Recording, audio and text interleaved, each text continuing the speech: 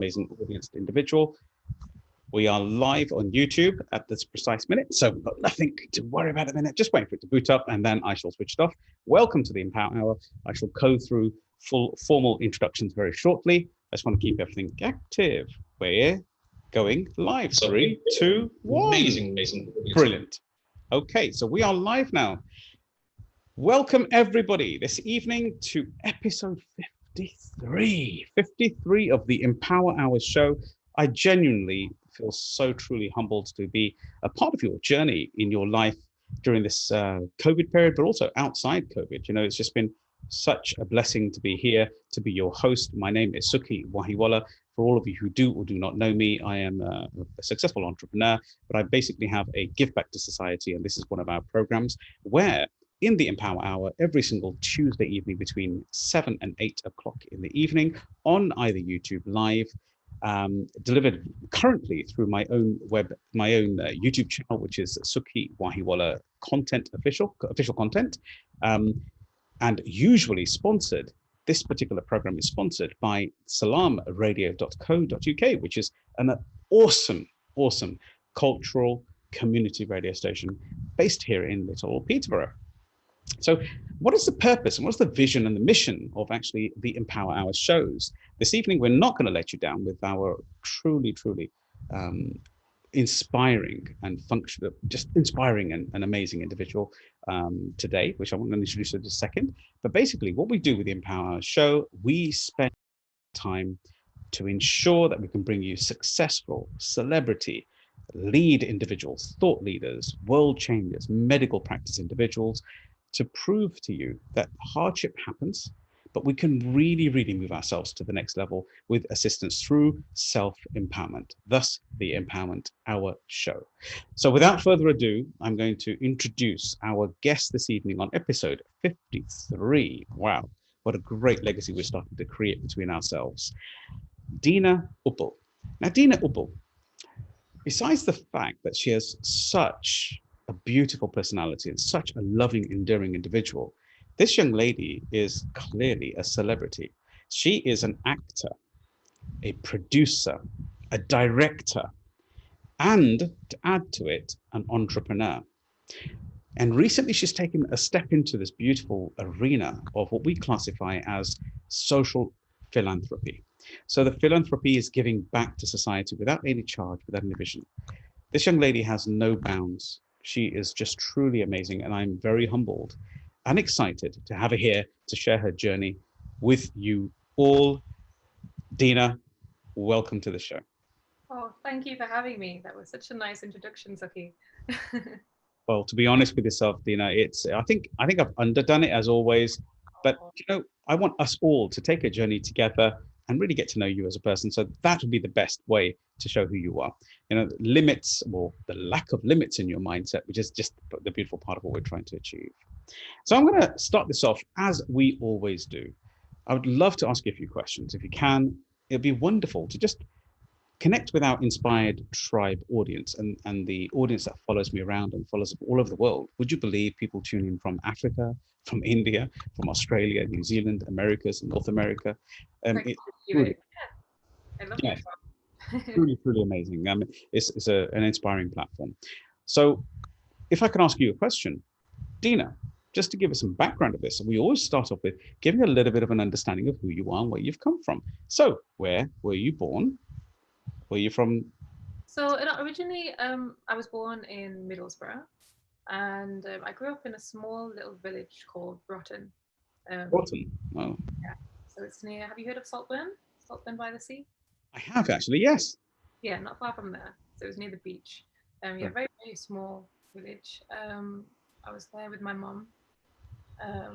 My father passed away just soon as after I was born. I don't have any siblings, so it was just me and my mum there. And you yourself are plenty. You know, you are full of life.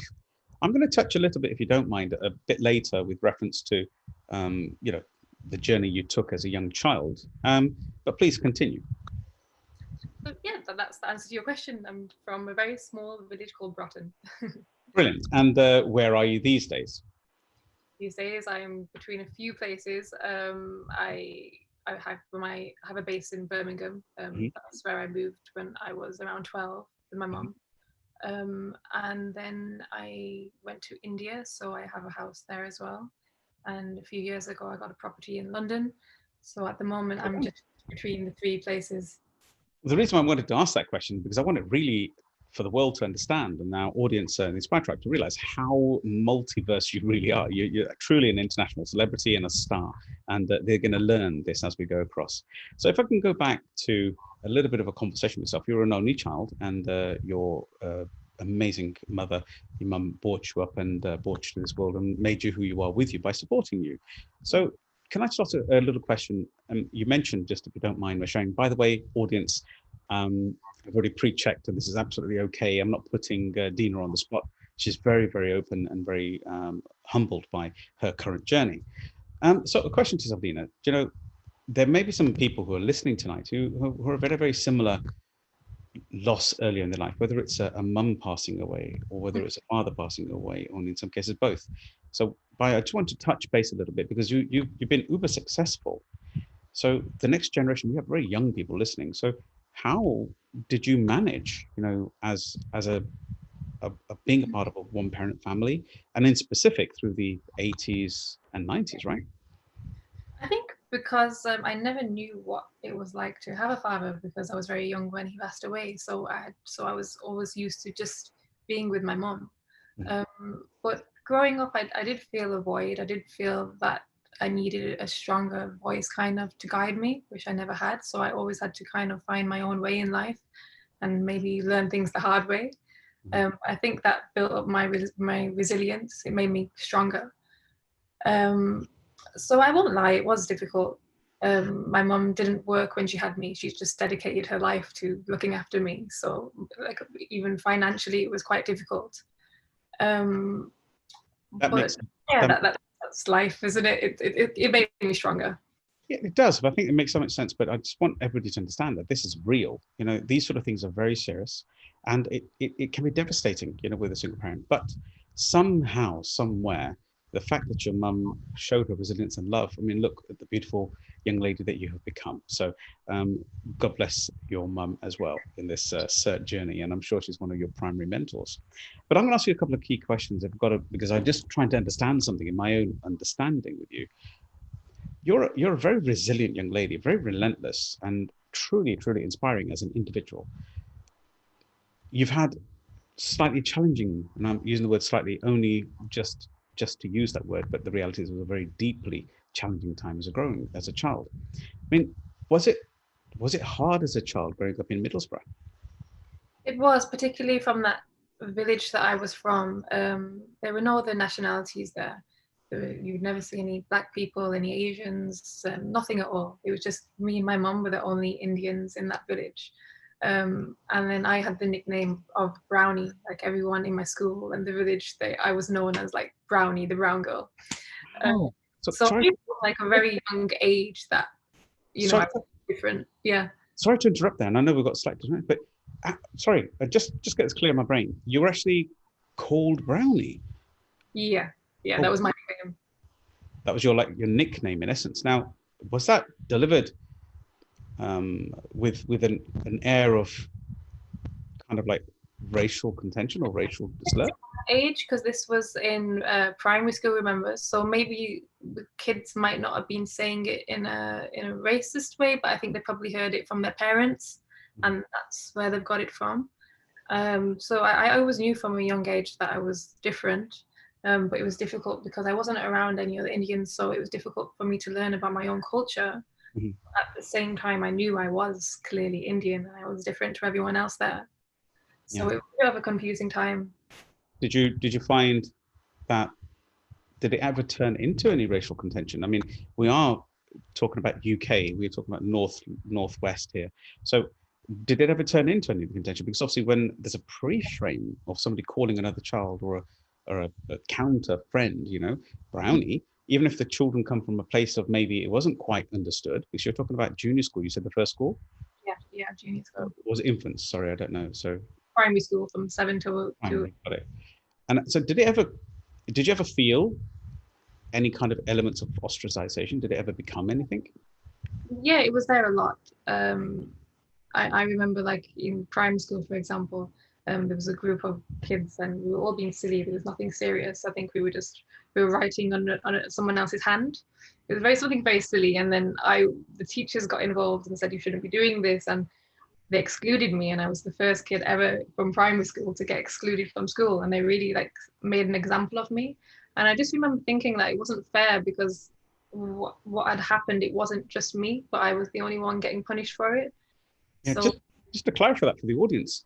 So you actually were a part of a team of girls, right? So, and you basically, I assume with consent, started to draw on yeah, somebody's consent, hand, doodling on someone's hand, and then like after patterns and writing and stuff. I Yeah. was completely okay with it. And then these girls complained to the teacher, these people have wrote on my hand, I didn't want them to do it. And yeah, they excluded me for that from school. And then exclusion is similar to suspension, basically, but at a younger Yeah, age. I couldn't go for 2 weeks. And it never happened in the school before. So it was quite a big thing, especially in the village. Everyone was speaking about it. And it really upset my mom as well. I remember that. Wow. And sorry to ask a personal question, but were the others, were other members of that group of individuals also kind of like gone through the same suspension and, you know, No, not at all? no, they wasn't. No. So actually everybody was equal. You were kind of with it, just doing it with it, but you were the only one who was ostracized. Yeah, I was. Yeah. Wow. And so did this have an effect on you and your mum? You know, how did you guys manage this? Yeah, I still remember my mum was really upset back then. She was crying every day. Um, I, I don't know. Maybe this contributed to my personality, how I am today. But I find I'm quite a determined person, and it really made it at such a young age. It really made me determined to to move out of that small village. And I knew I had to go to a bigger city if I wanted to achieve bigger things. So when I was 12, I convinced my mum to move to Birmingham, and it was kind of like it was weird because it's kind of like I'm the mum and she's the child. I convinced her to move. Oh And that, my God. So hang on, you're a 12-year-old and you yeah, are the one who turned around and influenced mum and said, Mum, let's get up, let's go to Birmingham. And why Birmingham? because my mum is not really an adventurous kind of person, or she's just, she had me when she was quite late as well, when she was 38. So yeah, I really had to push her to move to Birmingham, and we moved to Birmingham because we already had a few relatives there. So that's where the idea of Birmingham came from. But she didn't want to go, and really had to push for that. So. So with mum being this kind of, I suppose you could say, very maternal, very warm individual, but also somebody who'd had you quite late in life. So kind of, not that all mums do prize all their children, of course, but you're an only child, and you're very dear to her. So she's kind of let you win in the competition of taking you over to Birmingham, right? Yeah. And I also know a little secret, Deana, that you also have quite a determined nature, because I think you believe in the martial arts mindset as well, right? So you studied and became a black belt when you were a child as well, right? Yeah, that was another thing that my mum got me into. She forced me to go. She would never let me have a class off. I used to go 4 to 5 times a week. Never had a day off for years. And yeah, I got my black belt. And I think I think it's really good for kids actually to have a routine like that and to learn something at a young age. It gives you a lot of discipline. I mean, I've got a whole audience of martial artists who follow us, and we're connected to them in the Inspire Tribe. And we're really lucky to have some senseis and very serious individuals like Lack Loy, and individual work within the JKD principles. My sensei there helped me a lot growing up in my young days. Yeah. He was a good figure in my life actually, that I probably needed then. Oh, so we'll touch on that in a second. So it's very important for all parents to think about how to get their children possibly to get into some kind of a martial mindset or martial environment, because of the fact that it gives order and discipline structure, right? Is that's It has to be karate. It could be anything that the child is interested in: gymnastics, dancing, performing arts. But as long as it gives you that routine, and I think Brilliant. And in specific, just to share a little story, obviously my own 4 children went through karate as well, and they mixed with black belts as well. So not karate, actually, it was taekwondo. I was the karate person. So going forward, you just mentioned, I just heard you say something with reference to your sensei or master, whichever you want to call it, your teacher in karate was kind of seen by yourself as a strong individual, because maybe you said that it kind of added the male energy into your life? Yeah, and also my other castmates as well. I think that was the only time I could get that release in my life where there wasn't people being judgmental. Mhm. There wasn't any racism there. Everyone was treated equal. So that, yeah, that was a nice place to go. Wow, that just sounds brilliant. I'm going to shift forward a bit because I also know you're quite an an inspiring individual. I'm telling you, I am very, very selective who we bring onto this show. And we had the good fortune, if I remember my memory, way back about 3 years ago at, I believe it was Roshni Ladva's program. Mhm. And you were also an actual judge there, and so was I. And that's where we originally first met with the beauty pageant, if I remember. Yeah. Yeah, we did. That was a fun day. It was a brilliant day, and I think it was a wonderful day. But just to touch on it, so from beauty pageants, you kind of like took a journey from your next stages because you never let things like lack of anything get in your way. It was always about, well, I can do, right? It's that kind of attitude you had. So what was the first steps you took forward into, because obviously today you're an amazingly healed, individual acting, helping other people, and we're going to touch on the philanthropy in the second half. But what sort of things, where was your first career? So I studied up until university, did a degree in marketing and PR. And alongside that, I started up a business of supplying promotional staff to agencies, um, Promotion, like models and things, yes? models and promotional staff. Yeah, So this is at the same time as you being in university. uni. Oh yeah, as you do. That's the normal thing to do. No, it's not. You did I, an amazing job. How inspiring is that? I was very money driven because I saw from a young age that money is really important to live life. Mhm. Um, I'm not saying money is everything, but I learned that it's very, very important. So I really enjoyed working, and I probably enjoyed working and setting up a business more than going to university. So and I also, I had kind of an obsession about property as well because I growing up in the joined the village, club. yeah, we didn't live in a very nice house, so I always understood the importance of having a good house. So that really drove me, like, to work and just save and invest in property and buy yourself a nice house. That was my aim when I was Wow. younger. And Yeah. I also know, because I did some research on you, that you kind of stepped into the property ladder. Now, this is just truly inspiring for the next generation. So we've got children to listen to this, and we've got adults to listen to this. And some of the children might be thinking that they're kind of hard done by in life or something like that. This is your true evidence that you can actually step up, right? And just become your true light. I hope so. Yeah. You most definitely are, Deana, and it just is a pleasure always speaking to you. You're full of inspiration. You've always got a smile on your face, and you've got a lovely, lovely outlook to life. And guess what? We have sad moments in life, but you seem to be well maintaining it. So I'm just going to ask a question.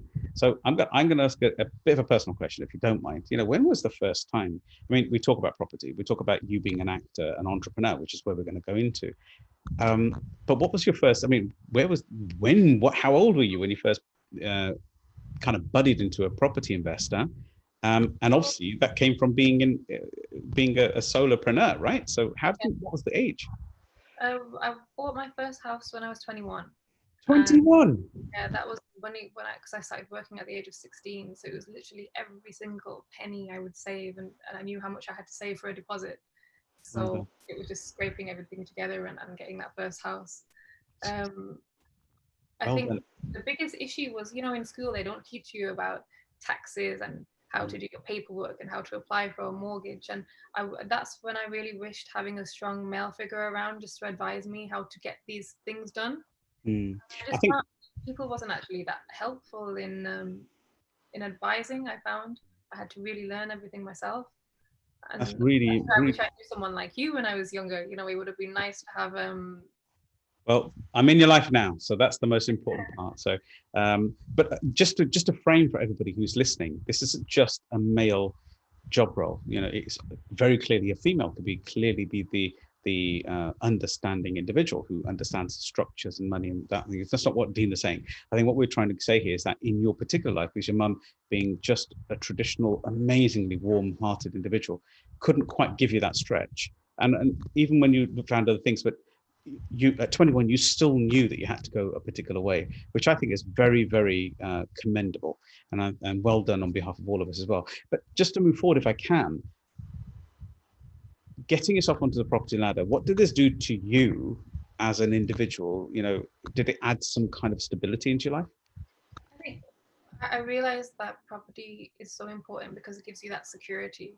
You know, you need to feel secure in life before you can move on and achieve things. You don't want to be thinking like, you know, I'm yeah, you just, I feel you have feeling secure is one of the most important things in life, and Truly agree. having a house makes you feel secure. Yeah, I truly agree. Truly agree. Sorry if we've got a slight delay. Apologies for everybody if we're slightly over talking each other. It's not because I'm trying to over talk Deana, it's because there's a slight latency between us both. So As well, I'm actually quite a shy person. People don't expect that from me, but I'm quite shy. Sometimes I don't articulate myself in the right way. well, to be honest with yourself, I have to be honest with you. I don't think you're doing a bad job. I think you're doing a very good job. And as an individual who's achieved so much so early, I think this is what we're trying to achieve. We're trying to show how every individual can be empowered. And you sound brilliant. So there's no challenge at all. Don't even think that in the slightest. So can I just take a journey? You've gone into sort of like running a business. You've started your first property. And what sort of age is around about 21? You said. Moving forward, what was the kind of your first break when it comes to that? Because you started working as a modeling business. Did you move into modeling yourself? Because I know you had a Yeah, list of modeling. alongside I was modeling myself as well. You know, I was doing all the Asian magazines, fashion shows, TV commercials, stuff like that. Yeah, as you do. That was easy, right? When I was 22, I think it was when I just turned 22, I got offered to do a music video in Mumbai. I met a famous singer in Birmingham, and I was like, "Oh, can you let me know if I can maybe work in one of your music videos one day?" And then he was like, "Yeah, can you come to Mumbai next week and be in my music video?" So I was like, yeah, for me back then it was quite a big thing. So I went, and I was only supposed to stay after that in Mumbai for a few weeks, and I ended up just setting up a base there. Wow. I got to say stuff. What you just said there, Deana, just for a second. Um, you don't get unless you ask for it. And that's what you embody. You embody that I'm going to go and get attitude. I can. This is what I've learned from speaking to you. You're so truly inspiring. Thank you very much for being you. So now hang on a second. You've now moved, as you do, just gone to Mumbai at the age of 22. I know most people at age 22 will be far, very, very scared of that transition. And then not only that, you decided to stay there after being asked to be there. So come on. Crazy. India's a daunting place, Deana. Tell us about this. What was it like? Which city in specific did you move to? Mumbai, right? So did you stay in Mumbai? Yeah, I moved to Mumbai. It was very difficult because I didn't know how to speak Hindi. I didn't know anyone there. I went there with like hardly any money as well, just maybe a few £1,000s, not much. And then yeah, I just set up a base there and I began modeling there. And so did the modeling start to get? Did you start to get your income coming in from your modeling, or because obviously you traveled over there, you stayed there? But how did you fund your stay? I mean, what was it like? When I first got there, I joined a modeling agency. It was Elite Models then, and yeah, I started doing a lot of print shoots and TV catalogs and stuff like that. And I suppose they really revered in the fact that you were a UK Asian who came over to India, and obviously there's a lot of foreigners there already. There's a lot of Italians there, from Australia, all over the world actually. So was it a competitive market? I mean, how did you manage to become a lead model? Yeah, it was very competitive. Yeah, I don't know how, but just going to lots of auditions and slugging it out and meeting people. Yeah. So just touching on the word slugging it out, that just shows you've got what we classify within the Inspire Tribe. We always share within the Empower Hour that the relentlessness. Yeah. This is basically you will not relent, and this is the gutsy part of what I want the world to see about you. Because every time I've spoken to you, you really are very soft-natured in your conversation, but there's this gusto that I want to show the world you really have got within you. So well done. And another question I just want to share and just have a thought about, but what was it like? Was it not daunting? Because Mumbai, I go there for a holiday and I find it daunting. It wasn't.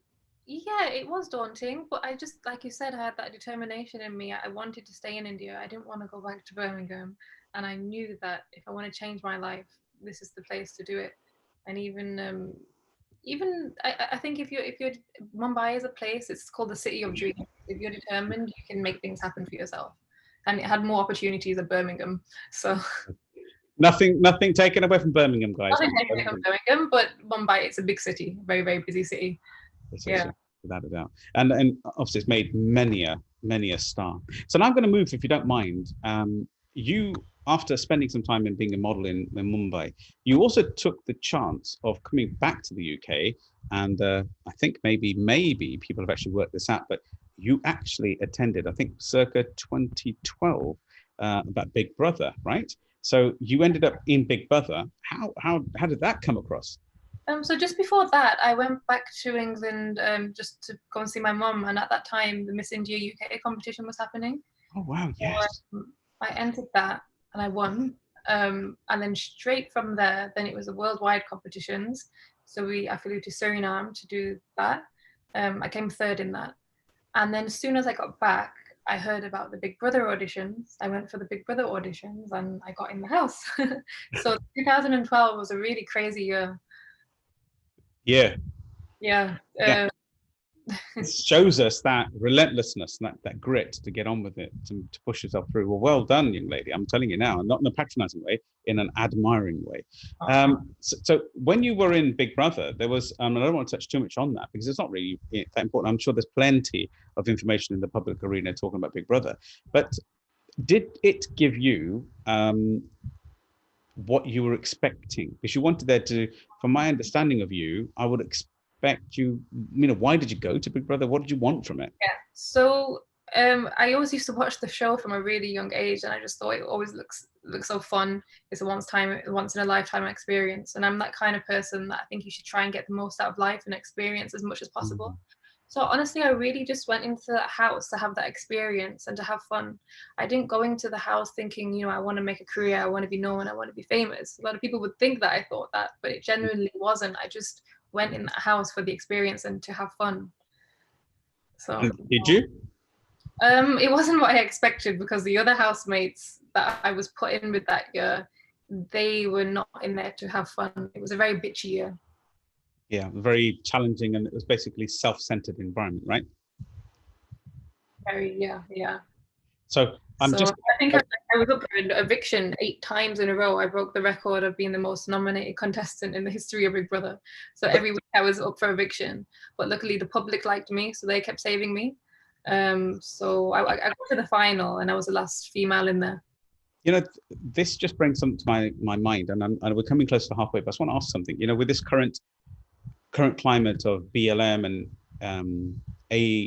ALM and basically the scenario where we're saying Black Lives Matter, All Lives Matter, and this slight racial contention that we've been having in the UK currently. The question I ask you is, you are the most nominated individual. Do you think this had something to do with a similar sort of flavor, a bit of racial contention, yes or no?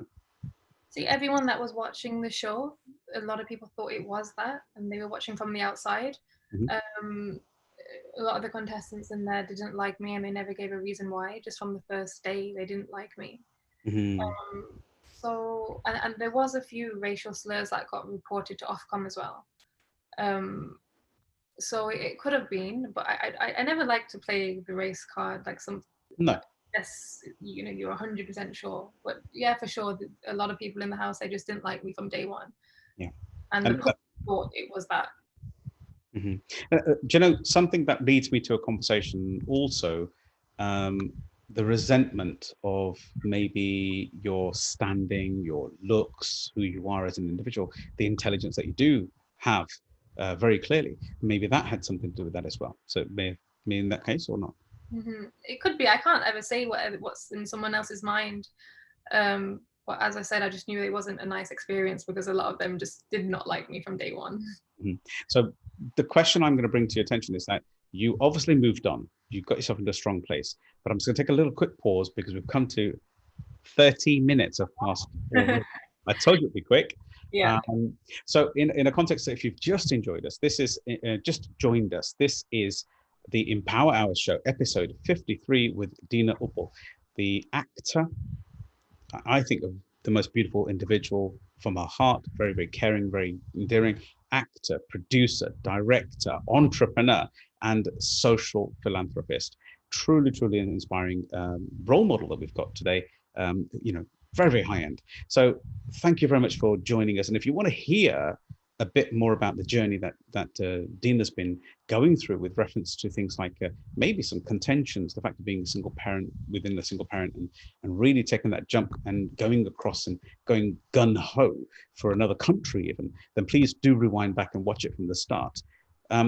Back to ourselves, Deana. So I'm going to come, just a couple of seconds I've got in my brain, a couple of things that really bring me through to a conversation is that this also led you to become, through entrepreneurship, acting as well, right? So you did go back to India at some stage? So when I left the house, it was quite a difficult time. I never realized how difficult the show would have been on me mentally. Got it. And I was back in Birmingham then, and I knew that, a lot of the work after that was in London, and I just found everything really difficult after the house. I went into depression, and I didn't do a lot for 6 months. So I kind of had to like snap myself out of that.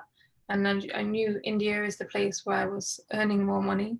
India is the place with opportunities. So I made another plan, to go back to India and see what I can do out there, and really just make enough money as well to buy a house in London, because I thought it's important to have a base in London with this kind of work. Well, first things first, wow, that's truly humbling and truly inspiring. The fact that obviously it did have an effect on you, and you're being very open about this. So thank you very much for being, we do get very close and open with this conversation. That's why people love the Empower so much, which we're very humbled to be sharing with Salam Radio.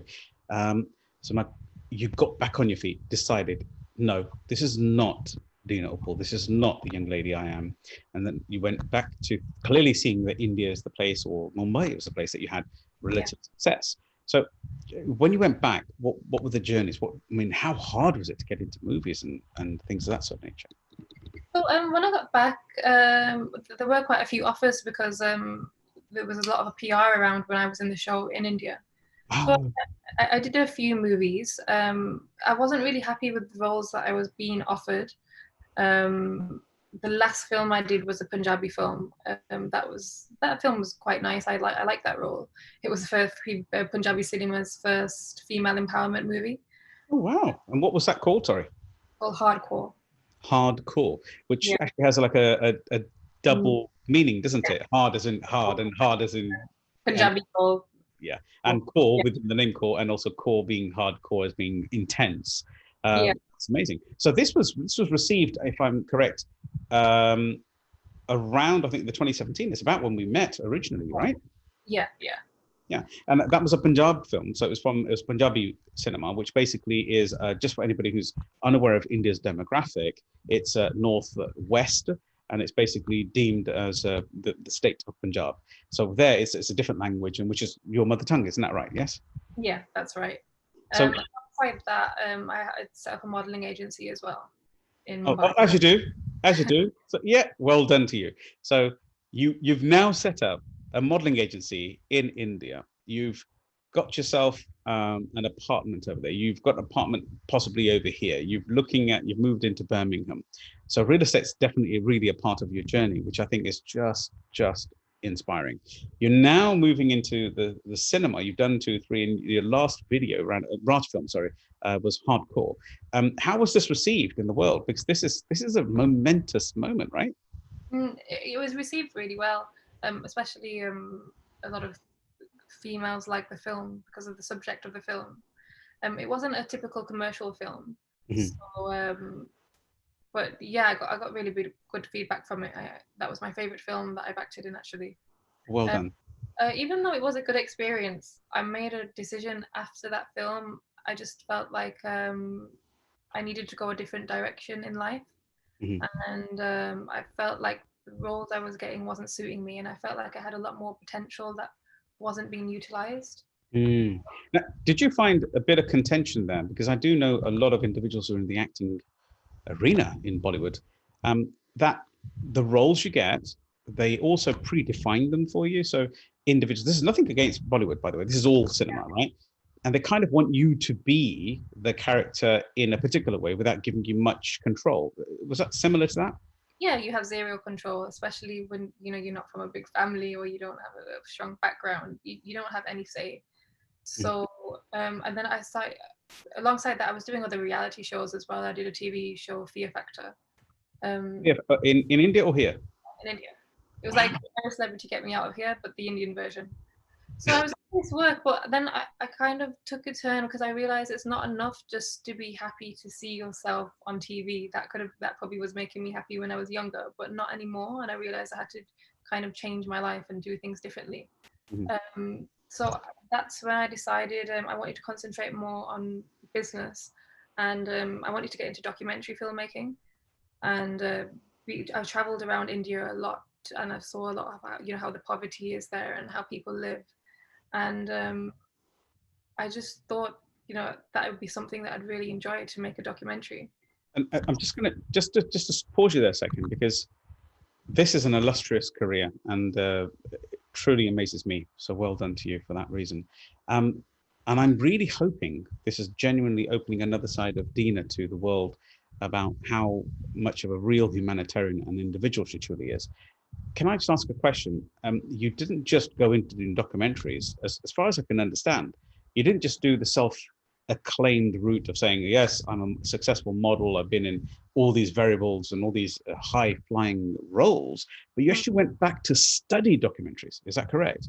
Yeah, so I went back to London, and well, before this, I purchased a house in London, finally, after a few years of hard work. Well done. Then I enrolled in a course in London Film Academy, and I studied documentary filmmaking. So I did that course for 8 months, a short course.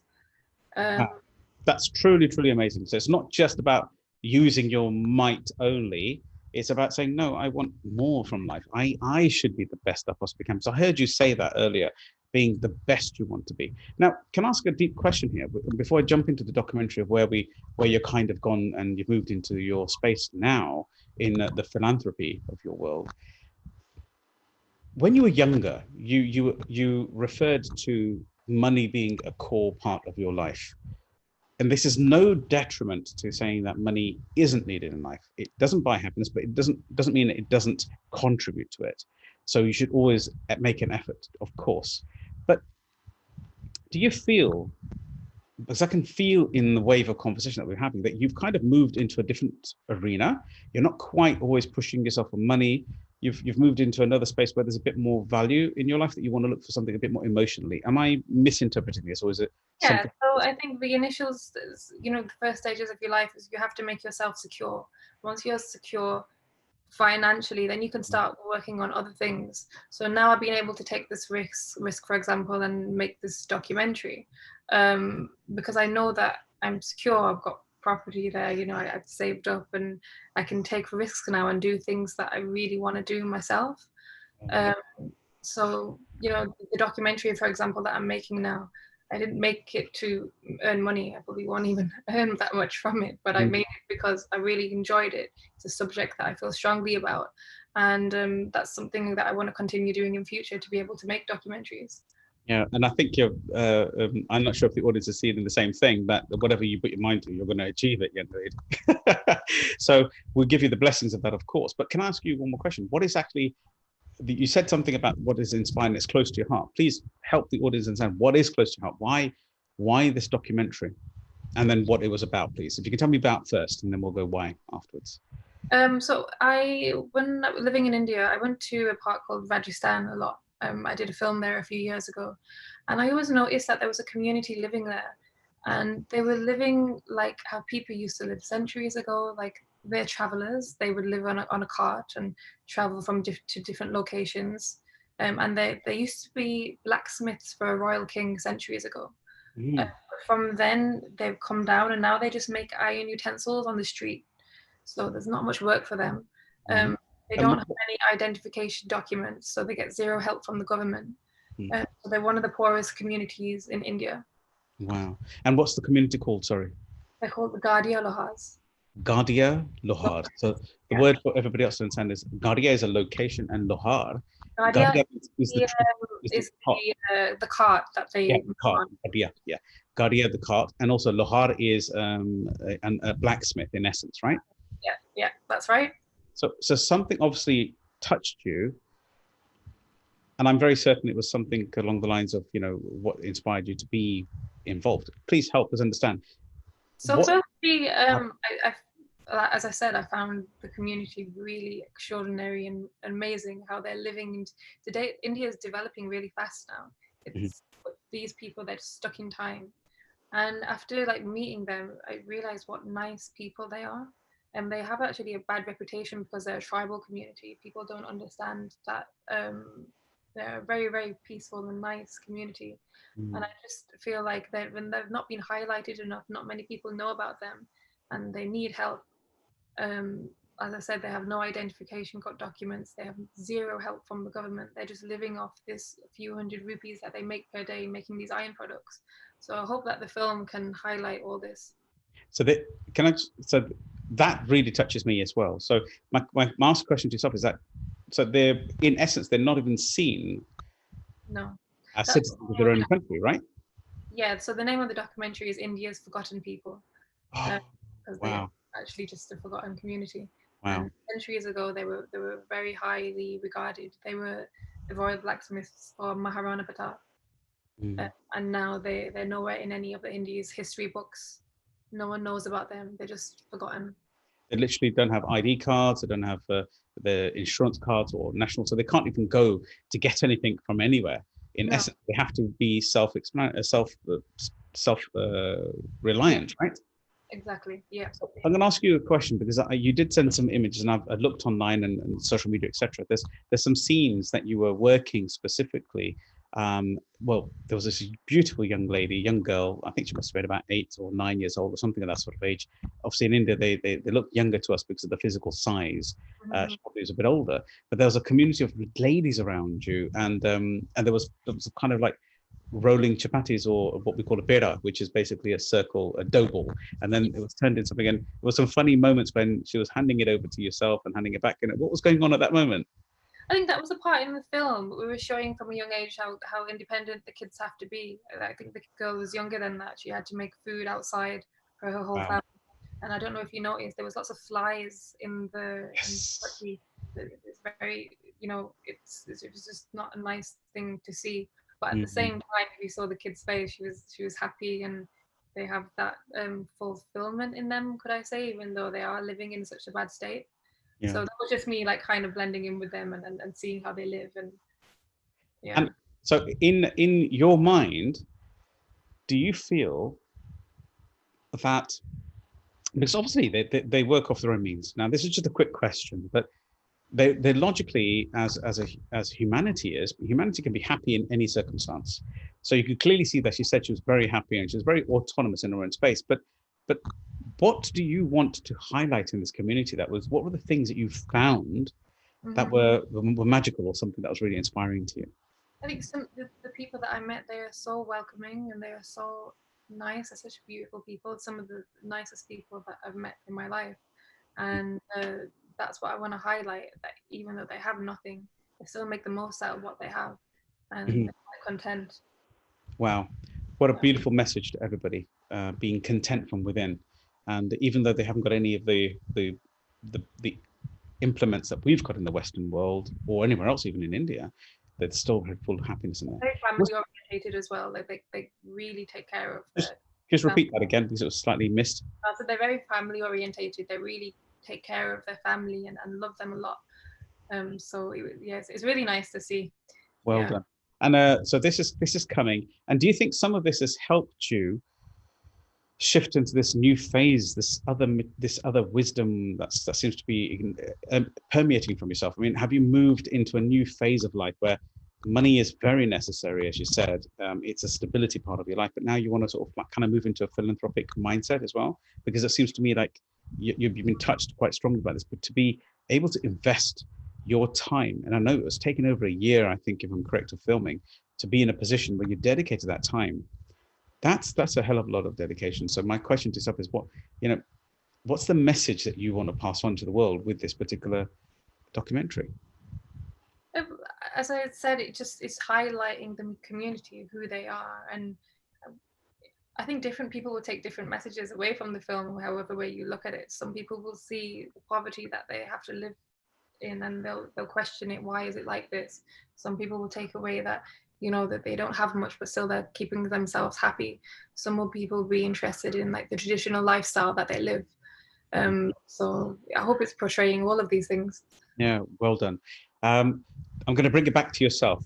I can't believe we are 15 minutes left only. That's how powerfully fast this goes. Are you having fun, as I am, genuinely? And I hope all the audiences are having the same fun as well. So, Deana, just a question to yourself. Now, this is something that you obviously, it's a business venture as well. So you're obviously not necessarily looking at the fact that you might make a return on investment. And if it comes, wow and wonderful, because this is obviously not going to stop here. So when is this particular program? Give the title again, and when is it going to be available?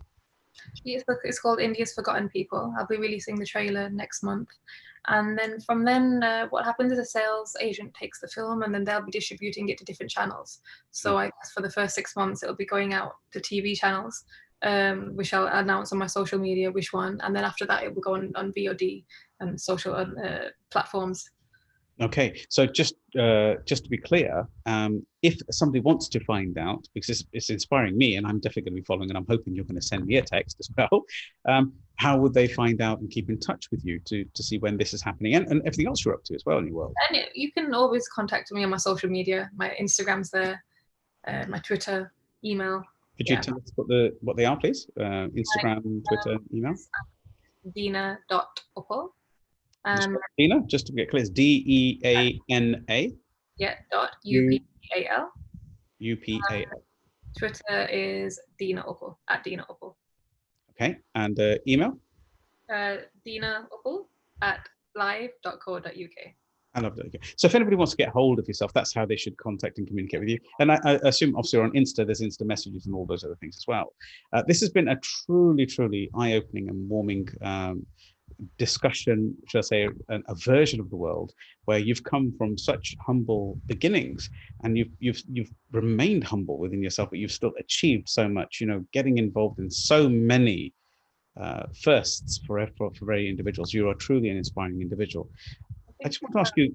Oh, sorry, carry on. Yeah. No, please carry on. You had something to say? I mentioned that the documentary is a business. I mentioned that making this film for me was not about making money. It was just a creative decision. But I don't think I've also opened up a lot of clinics in Mumbai, cosmetic clinics. I was just going to come on to the business element. That's it. I was going to say to you, so one of the key questions now, if you've heard that you also are very much a very successful and admirable individual when it comes to entrepreneurship. So not only have you started doing that stuff over here, you've gone through an illustrious career, but you have businesses over in Mumbai, and it's about hair implants. Hair transplants. Oh. Where did that come from? You know, hair implants? I mean, obviously you've come from a modeling background, so you kind of understand the challenge problems that come with modeling with hair. But apologies, I know your face on with the sunlight. I can see you. It's coming out really strong right now. The sunlight's come to see you. So the question I'm going to ask you is, what is the hair brand called, and where is it? So 2 years ago, I saw that hair transplantation is quite a big thing in India and everywhere. So I went into business with someone, and we've opened up some clinics in Mumbai. There's one in Andheri West, and there's one in town side of Mumbai. So we do Andheri West in Mumbai, and town west as well. Yes. And then what are they called? What's the brand? It's called Absolute Clinics, and I go to people from UK as well and fly them out to India for their hair transplants. So if you know anyone that needs any hair, 100%, that makes sense. You know, I'm sure if I'm a Sikh, so I wear, like yourself, we wear a paggan. You don't get to see that, and I know there's plenty of us in that same situation. So on a personal conversation, you know, are there any words of wisdom that you would be offering anybody who wants to get into the journey of getting into modeling, getting into acting, for them? You know, they want to, whether it's a young lady, or a gentleman. I was speaking to somebody earlier on, they wanted to get into acting career. What words of wisdom would you have for them? I think you really have to decide what you want in life and what makes you happy. Mm. Once thought of that, then you just go after your dreams with everything that you have and put 100% into it. Another thing I would also say is that it's really important in life to be realistic. I've seen a lot of people that move to India and they have big dreams, and sometimes it doesn't work out. I think life doesn't go how you expect it to. And I think if things are not working out, it's very important that you look at other options as well, and you be realistic in your life about what's working and what's not working, and then you take your route from there. And do you, that's such a, that's a diamond bit of advice. We give that within our Inspired Tribe as well. Get very, very available to pivot, to move and see what else is possible. But just a question to yourself, I mean, how, because if you're pivoting and it's not been so successful, for example, what do you do in your mind to perk yourself up or get clarity? Is it pen to paper, and what do you do? Yeah, so like, I feel if you don't feel fulfilled, um, if you feel like your expectations are not being fulfilled, then you need to write things down, positive, negatives, look at the way things are going. And Mhm. sometimes you might have to give up on that dream if it's not real, if it's not working out. But that's okay. It doesn't mean that you're not going to be successful in life. It just means that you try a different route or you try something else that might be better suited to you. And a lot of people, they always say, don't give up on your dreams. But I wouldn't say you're giving up on your dreams, but you just have to keep being realistic about what's working for you and what's not. Wow, that is just, You it's agree with me on that or not, Sukhi? Because when I've said this to people, a lot of people disagree with me. They're like, no, if you want something, you have to, no matter what, you have to keep going out and getting it. no, I believe, Yeah. I'm sorry, Sorry. there. Repeat that, please. What were you saying? Yeah. So when I make the statement, I was saying a lot of people disagree with me, and they're like, no, if you want something, you have to do whatever to get it. But what happens if it's just not working? You I have to think you've, you've just answered a brilliant, brilliant, brilliant question. So I genuinely believe in what you're saying. So basically, you should always be realistic and always pivot.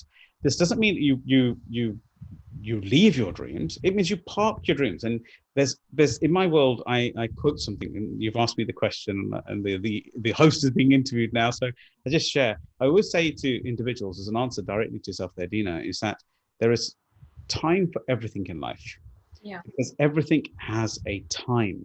So it may well be you're pushing uphill, and later in your life, it's a downhill program. It's just easy, just touch it and it comes up. So you, in essence, couldn't have dreamt the sequences that you went through.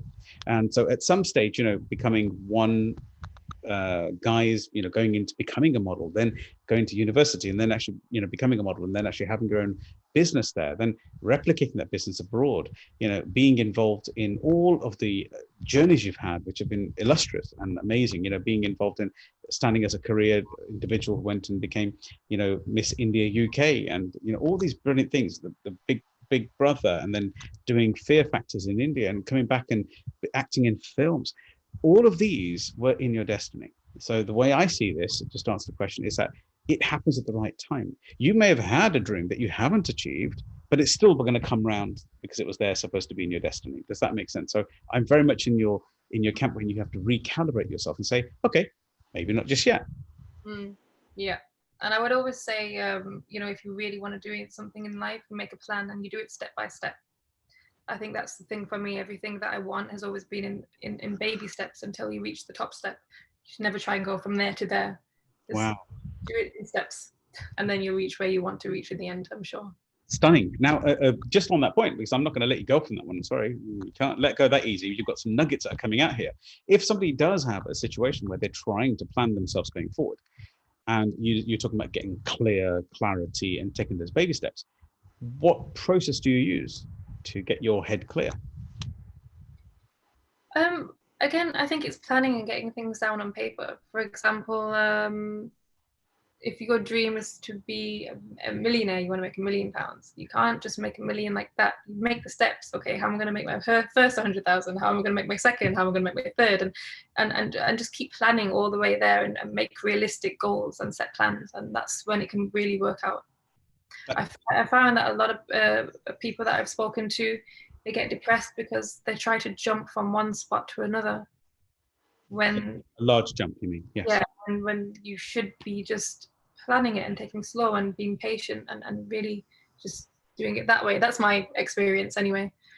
It's beautiful, beautiful, beautiful messages. I mean, I'm not joking. If anybody's listening and you're getting some value here, please do put it down in the comments.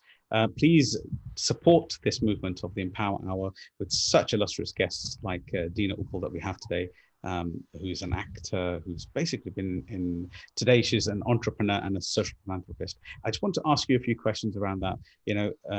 Before that, just please do subscribe and comment. I know this is a live delivery, but later, please do come back and comment as well. And please do hit that bell icon so you can get to know all the things that we're doing, because next week will be another episode. But Deana,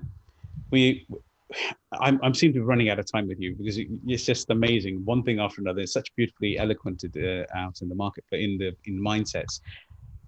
I'm going to ask you a simple question.